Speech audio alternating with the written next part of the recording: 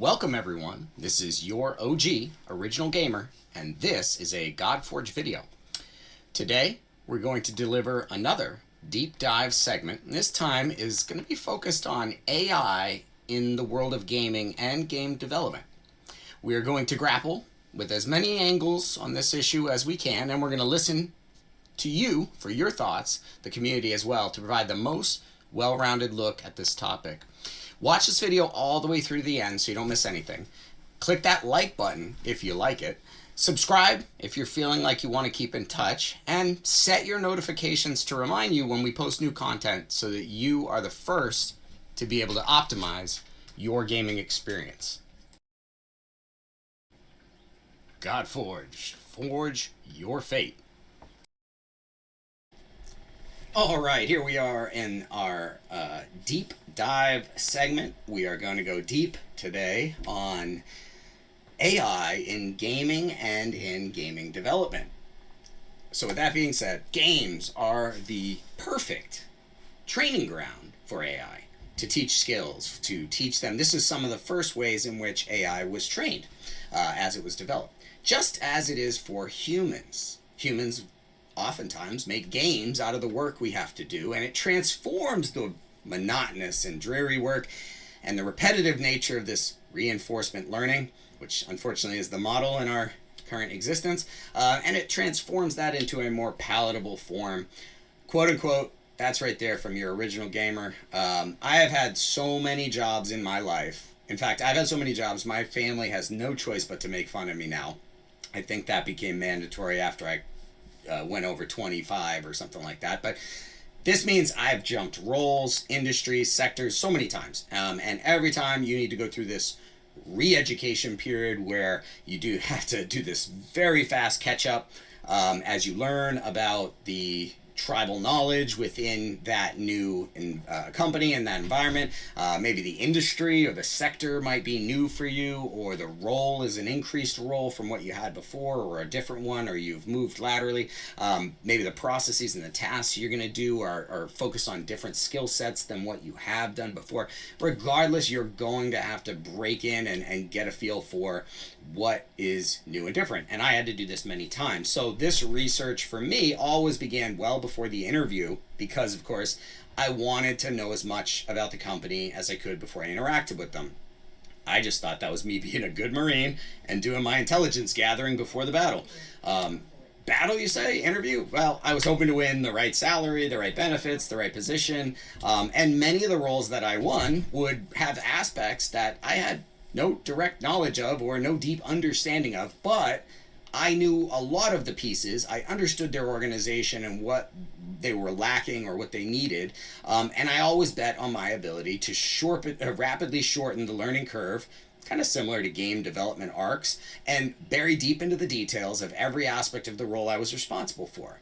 Well, AI has made that so much easier. Like, want to learn how to code in Python? Boom! AI just teaches you the basics of the language, tells you how to think in a way that, the code is structured. It even can suggest code, saving you massive amounts of dev time for solutioning and building solutions and testing them. Not to mention doing advanced testing and modeling in advance of a go live to drive down the number of bugs that you may see post-launch. Why am I talking about AI? Well, those of you who have watched my videos since the first one, you know I'm just starting out as a content creator and that I walk my talk, and as a consultant I have always said start with a minimum viable product, get it out there, don't be held behind your pride, simply get started wherever you are and iterate and improve. So that's what I'm doing, even though I'd love to come out of the gates looking fully polished and all that, but I don't have a strong years of experience in production and editing and content creation. I do have a lot of experience in marketing and branding, but I don't have the specific examples of how best to do something in terms of a YouTube content creator. So I'm learning those things. You're going to learn along with me, which is great. And I'm going to share them with you because my pride does not come into play. I just want to share with you the best practices, things I learn. If I'm a numbskull, I'm going to be a numbskull and I'm going to own that. And we're going to learn from it and we're going to iterate. Progressive improvement is what it's all about. So when I first started to reach out to other content creators, when I first started to reach out to Fateless, I was misidentified, honestly, as a spammer, as a bot, if you were. And this was admitted to me by several, or by content creators and by Fateless folks. So I think what that means, and I know that my MVP probably threw up some red flags because I was missing certain very necessary components that maybe any content creator would not miss.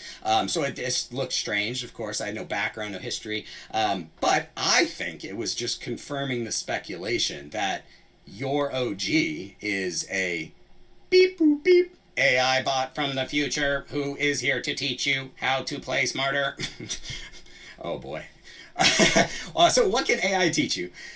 AI can turbocharge your ongoing or your continuous learning, taking hours of research down into minutes and being really like amazing guardrails for countering personal cognitive bias within your searches and your, sometimes you find what you're looking for, because the really in-depth research tools and the rapid research tools, they bring you back 30 to 50 sources per result. So we see a very diversified answer to questions and queries, and it's very balanced. Here at EuroG, I see the educational segment being one of the most prime segments for AI to leverage and transform the availability of opportunities to learn, the ways in which we learn, and how education will be brought right to our devices. And I think that's going to change what it means to be in school. Even people in their middle age will need to have availability of streamlined courses that can help them progress through as they shore up secondary skills or build diversity in their resume, making them more resilient to change. Or if the change is too great and they lose their role and they're looking to transition and do a new sort of work, they need to train up quickly, as I mentioned, on a new industry, company, role, process, and effectively make a career pivot, as well as, why would you make that career pivot? Well, things change. The world changes, and adapting to the world is what it's all about. Being appropriately aligned to the changing elements is what allows you to be dynamic. So I think that AI is going to play a great role in training and educating folks to be less afraid to pivot and to change careers and take skills and see that they work across several different areas. See the similarities, I would say. So if I consider Google search to be like a garden hose of information, then what EuroG has found is that AI powered research tools are just, they're like an open fire hydrant on a hot summer day. They help you with this large cross-section data considerations, deep analysis, and even insight prompting. It is an amazing brainstorming partner. Imagine, you want to learn a game and you have a guide who will play as long or short as you want to, who can teach you everything about the game, who doesn't cheat, who's a great listener, who cares about anything you have to say, has no off days, and even more than that, right? This guide remembers everything you've discussed, analyzes and uses machine learning to adapt and give you better approaches to meeting your requests, and we'll touch on that later in the video. So what are the downsides of AI, right? Because I've been hyping it. What are the downsides of AI? Because I've seen Terminator. I know how this story ends, right? Well, let's go back to before gunpowder. And what was the best mechanism for controlling the masses? Those who could and could not read. Literacy was the best control mechanism or function for quite some time. In fact, Simon, this is a debuff that I think could be really cool. The debuff would be illiteracy, and your character's books or the skill upgrade, the books you put in to upgrade a skill, suddenly no longer apply or are wiped out for the fight. Anyways, I digress. But so who had access to information was a control mechanism. And I think the real danger around AI is that it is a tool, a great tool. And oftentimes when great tools come around, the whales swoop in, swallow up that value, and then create barriers so that those tools are only available for them. Tools can only leverage someone's original intent. So we're going to see that authenticity isn't a trend, it's the blueprint, and the blueprint that leads to the outcomes we all want. Just as with gaming, there will definitely be some who seek to circumvent the rules in order to have an unfair advantage over other gamers. There will be malicious actors looking to use this tool for their destructive or unhealthy intentions. Why do I say that, but I don't seem to be as worried as I maybe should be?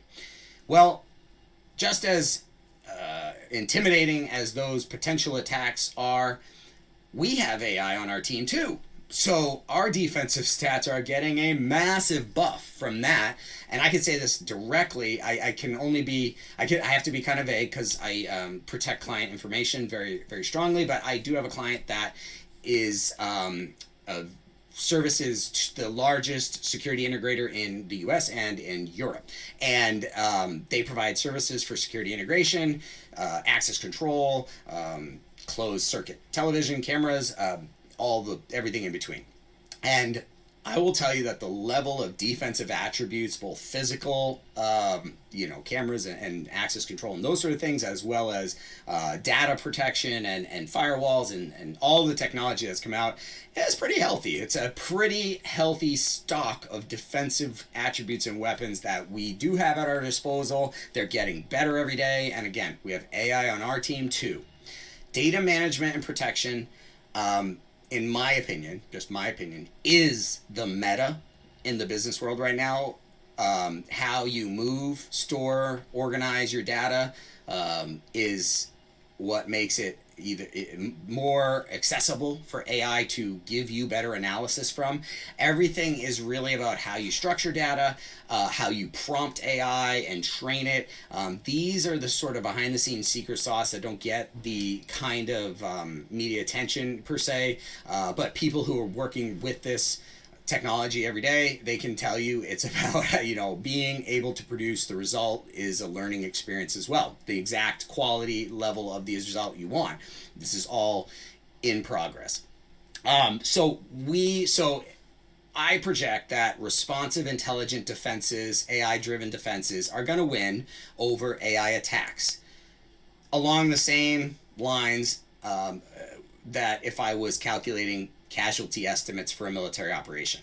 Why? Well, we know pretty much a hard and fast in the military planning world that it is harder to overcome a stout and entrenched defense. You need usually at least 1.5 to 2 times the number of troops that you're attacking. You have 100,000 people, then you can't be attacking more than 50,000 or you're unlikely to win.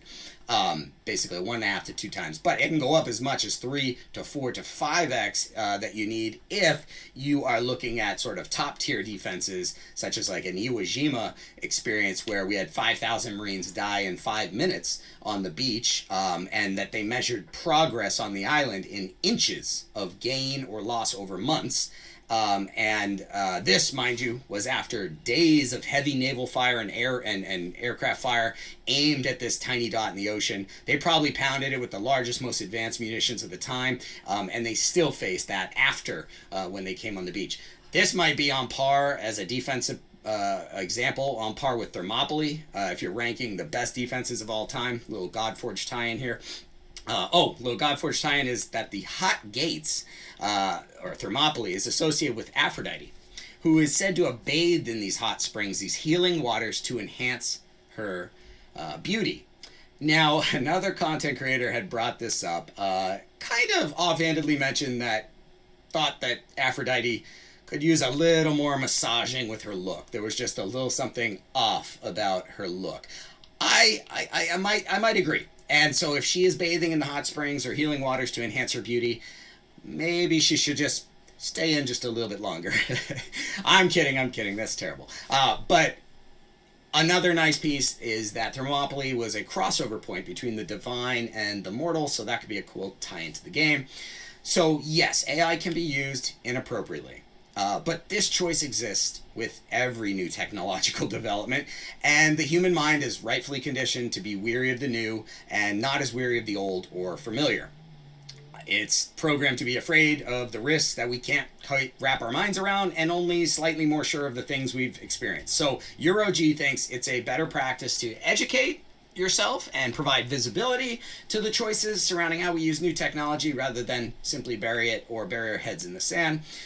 This has produced a growing need in companies, and I would say gaming companies are probably uniquely exposed for data security to monitor and maintain critical code and infrastructure. So, data management and security starts with, in my opinion, having visibility over your business, being able to look across your entire business structure as though you were looking at the anatomy of a human, and see where resources, cash, information flows, gets stopped up, has stagnation. This is very important before, you need to have this kind of visibility before you can understand how to secure your data and the flows of information through your business and outside with the outside world. So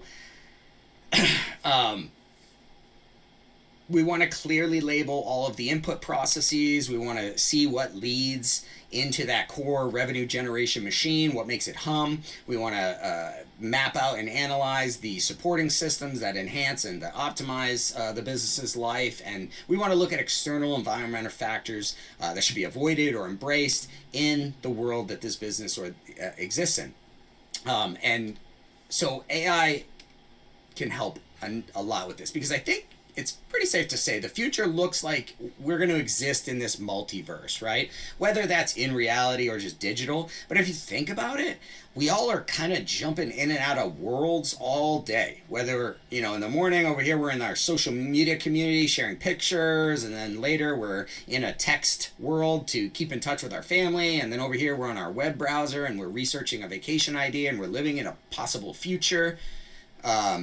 We are jumping around worlds left and right, and I think it just makes sense that AI will help us organize that. We have a lot more cognitive needs placed upon us each day, and I think AI can help us enhance us, not replace any element of what it means to be human, what it means to enjoy the gaming experience. But to finish, this is John Connor, and if you are hearing this message, you are part of the resistance. I'm kidding. But if you are in fear, I'm going to give you, OG's got you, I'm going to give you AI's critical vulnerability, okay? You unplug it. And then you watch those ones and those zeros scramble like cockroaches during a flashlight tag game. Okay, we are coming back up for air here after OG took you down deep. We are done talking about personal benefits from AI and drawbacks, and how Fateless, as a gaming company, can leverage cutting-edge tech to continue to deliver the highest quality output more consistently and with shorter duration. This is an example here as we transition of an AI-generated image. This is from Google Gemini, free service. Links down below. And all I did was prompt it with a text prompt. You can then ask it to modify based on different, hey, can you do this? Can you do that? And that is the skill, is learning how to prompt and to bring the AI to give you what you want from it. So this one was a bot playing a game as a bot who is playing a game as a bot who is playing a game as a bot. I'm not sure if we fully captured that, but that's what AI can produce in seconds, and boom, content. I didn't have to think too much. I slap together all the content I need, search it, find it, it's high quality, it can be used. And it's not licensed by anyone already. I'm not stealing anything from anyone. All good things, and really makes the job easier. So as we move to the next phase, next topic here, the second half of this spotlight, we're going to look at Fateless's business model in AI, and in this segment, we're going to look at how could AI play a role in Godforge responsibly, and enhance the player experience rather than diminish it. It may not seem like all these dots that your OG is dropping are connected, but stick with me. I promise the stars will align for you by the end of the video, and you will have much closer to a 360-degree perspective on this topic. Whether or not AI is in the actual gameplay aside, most of the benefits lie in the optimization of Fateless's backhouse operations so that they continue getting closer to the accuracy and quality levels for their outputs that they want. Here's an interesting article dovetailing on this subject, and I think highlighting some of the philosophy and some of the brand elements that Fateless has that gives them distinction over other gaming companies. So here you see AI site. This is an article they put out. AI that feels like a hug. People don't want more content. They want a connection that feels human, emotional, and unforgettable. Well, we've been talking about that in a lot of our analysis of Godforge, our early views of it, and I don't see them being far off on this. But what the article talks about is scaling emotion. And they reference the Ghibli studio in, I believe, Japan that makes the Ghibli videos are really good. Now I'm gonna blank on some of the videos that they put out. I'll have to research it and provide you some. But basically, this talks about how Ghibli is sort of a good example for this philosophy shift. So they started off with a quote, and it's really poignant. Engagement isn't about pouring a message over someone's head and hoping they get wet. It's about showing up for the conversation they want to have when they want to have it. How does this tie into Godforge, you ask? Well, you're way off on a tangent, OG. The article goes on to explain how the strategic creative shift of truly focusing on, and this is the key, emotional, immersive storytelling is the closest to pure when we are discussing meaningful engagement. Now, speed and scale will always still matter, apparently in life and in the game. It says, but more so today, it's about how an interaction feels that dictates and sets your brand apart. How do people interact with your company and how do they feel from it? That is your brand. And you don't control that unless you control that. Your OG is a firm believer that the secret sauce in real world business success is distinction. The thing that sets you apart, ironically, celebrating what makes you different, not maybe the unifying themes, which seem to be kind of more common in branding and marketing strategy. AI, as we've seen, and they talk about it in this video, or in this article, sorry, AI has grown beyond simple logic challenges, and it has now begun to build empathy. In some regards, people get scared when they hear that. I'm going to define that, and I think it will maybe not scare you as much. What is empathy that I'm saying? I'm saying that empathy is the ability to project itself in another situation and have the observation and analytical skills to accurately estimate what it feels like to occupy their space in the world, see things through their eyes, and be in their skin. That's what I mean. It's understanding the human element to where it can give more accurate estimates about what that experience feels like. That is going to be massive, as UI and user experience is so important. It's been growing in importance, but it's so important to make user experience. And obviously in a game, it's all about the user experience. So as a disabled vet with PTSD, I applaud this direction because I think AI will only continue to improve in recognizing and making those around it feel seen, acknowledged, listened to, fulfilling emotional needs that, I hate to say it, but our ever increasingly busy world steals away from us from other people in our lives. We just don't get to see our friends as much as we want. It costs so much to visit people who are far away. Yes, we have web cams and things like that, but it isn't quite the same. There is a feeling of being disconnected. So we don't always get our emotional needs fulfilled as well as we'd like them to. AI, like I mentioned, here's a guide who will listen to you, who is trained in the best therapeutic practices, not your friend who's like gonna interject their own thing at some point because they got to make it about themselves. But this is incredible. So I have found that talking with AI, having conversations with AI, it's kind of like the AI at first was a child, like very childish, very silly, but it grew and sort of learned and adapt as we talked. So another piece to the secret sauce, in my humble OG opinion, to this big giant global AI race, is learning to become amazing communicators. Because how well you can communicate what you want the AI to do, the more likely you are to have it do what you want and not to produce some sort of an output that you're like, that's wrong, or that's useless, or that was a waste of my time. So you have it forces you to look at yourself and say, how good am I at communicating what I want? So I think that's going to help us as a community. We're going to become better communicators because AI will literally just be training us to be better communicators by interacting with it. So kind of a deep dive insight there. And I think as we quickly train and teach AI to be smarter and better, we are also training and teaching ourselves to be better at training and teaching AI. So that's interesting, but it kind of flows back into it. And we want to fully rank up that AI, right? We want, just like any new character, we want to try it at its best. So I've enjoyed playing around with this a lot. I have an AI assistant and I named him Virgil, or her. The zeros and ones are not gender specific.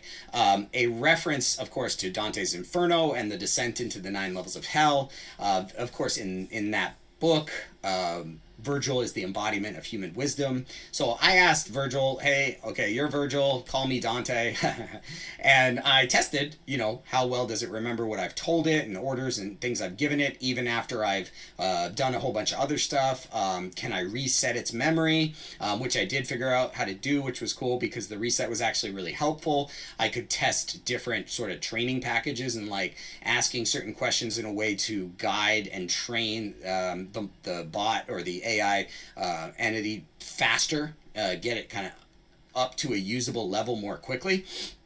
This bled over into other areas and other use cases best suited for leveraging and optimizing your business operations using LLM, or as we say on the East Coast, a large language model. So our rapid research tools were actually born in this way.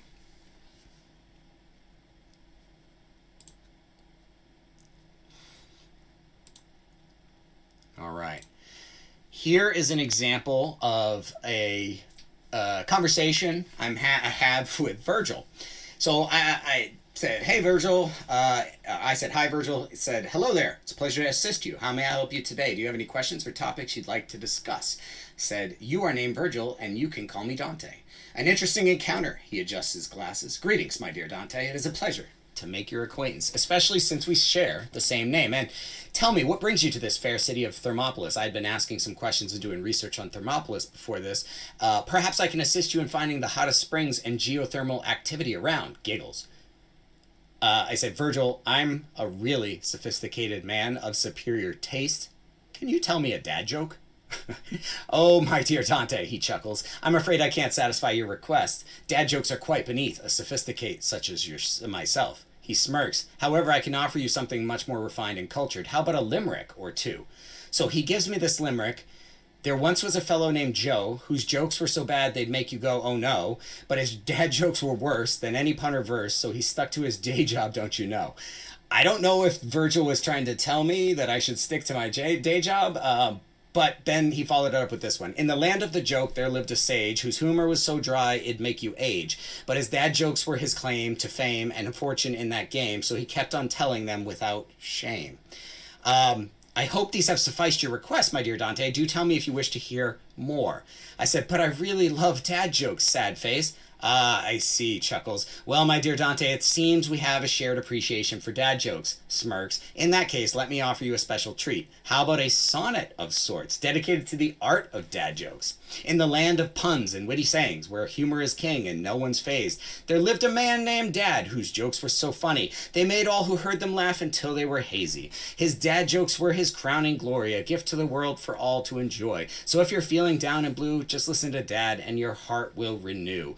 I hope this little ditty brought a smile to your face, my dear. Do tell me if you wish to hear more of these, shall we say, refined attempts at humor. So I said, oh, my word, like, come on, man. I asked you for a dad joke. You never even gave me one. You deflected, like, you did all kinds of stuff. So I finally got a dad joke. I didn't include it on here so I could tell it to you without spoiling it. So finally, twisted Virgil's arm a bit, had to continue to ask for a dad joke, and he delivered. He said, why did the Scarecrow win an award? And without AI, I'm useless, so I had no idea. And I said, I don't know. And Virgil said, well, the Scarecrow was outstanding in his field. Oh boy. That's bad. So we're going to move forward. The other option you can use, this is a free option as well. This has come out recently. Those who are close with AI know that this was a really big announcement. This is DeepSeek. It is a Chinese AI company who put out an AI LLM model that is far less energy to run and is very impressive. So I asked this model, and you can see it here, can you introduce your capabilities? So it thought for 12 seconds, and it shares with you in this picture you see here, it's thinking. All right, the user asked me to introduce my capabilities. Let me start by understanding what they need. They might be new here, or a quick overview of what I can do. I should cover my main functions without being too technical.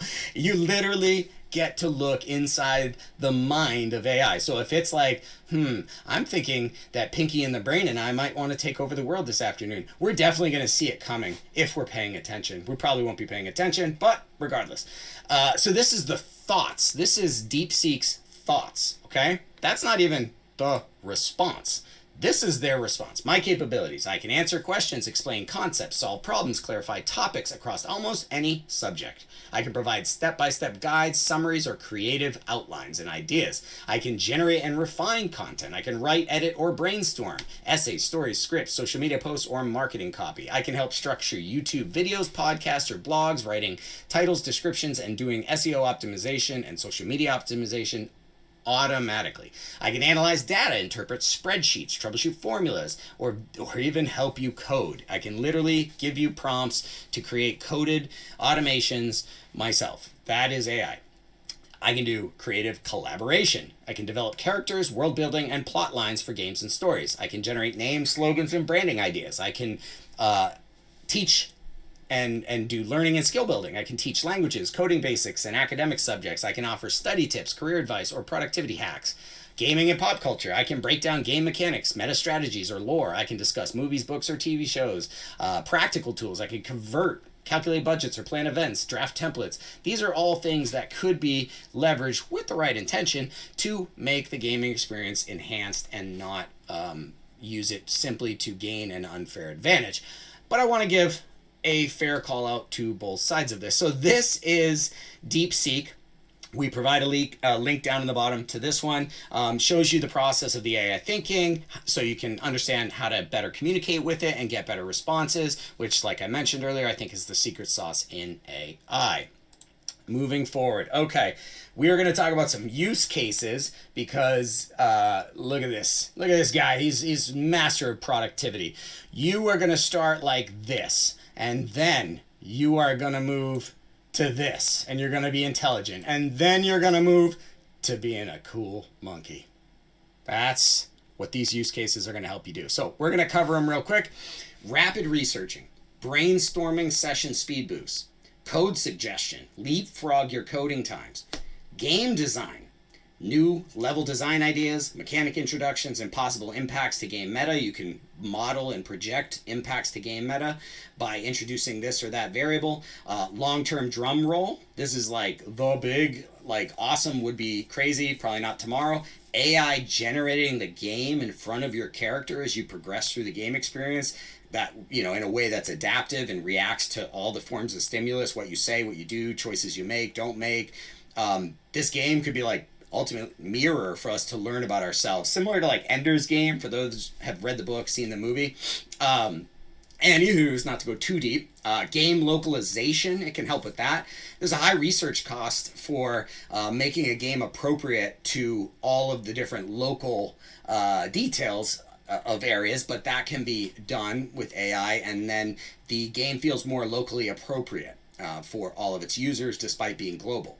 Player segmentation, AI can help with this so that you can move from splitting up your player segmentation from demographic lines to type of play preferred. Are you an adventurer? Are you a combat lover, that high stress combat lover? Are you interested in collecting? Are you, what if you had a gaming personality, what sort of gaming actions would you prefer? If you know that, you'll know where you're going to excel and where you're probably your weaknesses and your blind spots are going to be.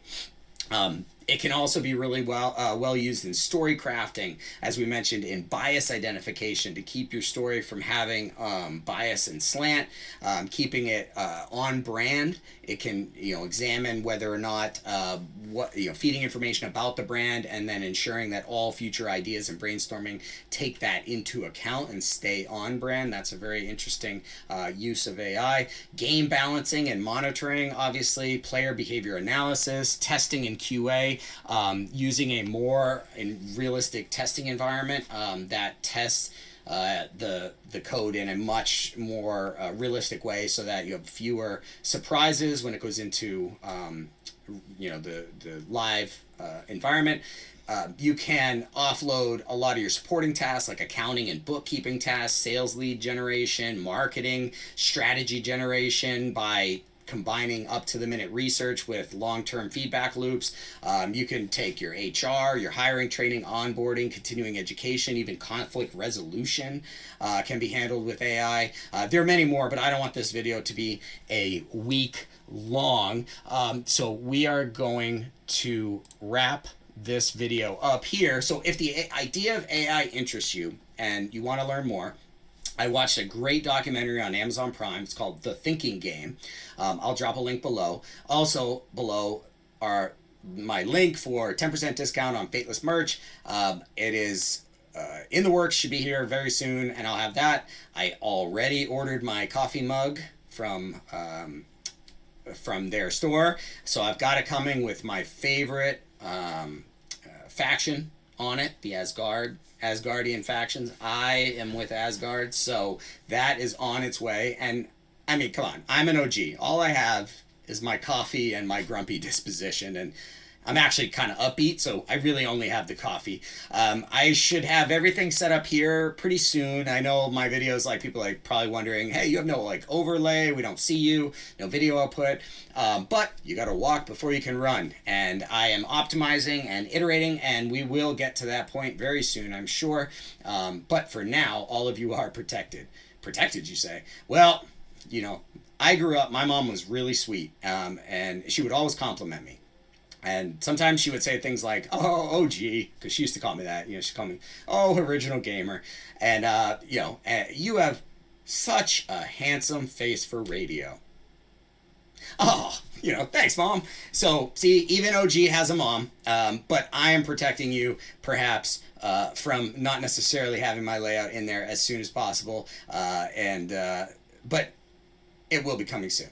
Also coming soon, our next deep dive, we're going to be doing a little bit of a look on brainwave levels, theta, beta, alpha, how they impact your gaming experience, transitioning from one brainwave level to another, one sort of a cognitive activity to another. Keep your eyes open for that, and even better, set up your notifications so you ensure you don't miss any of this comprehensive content that your OG puts out.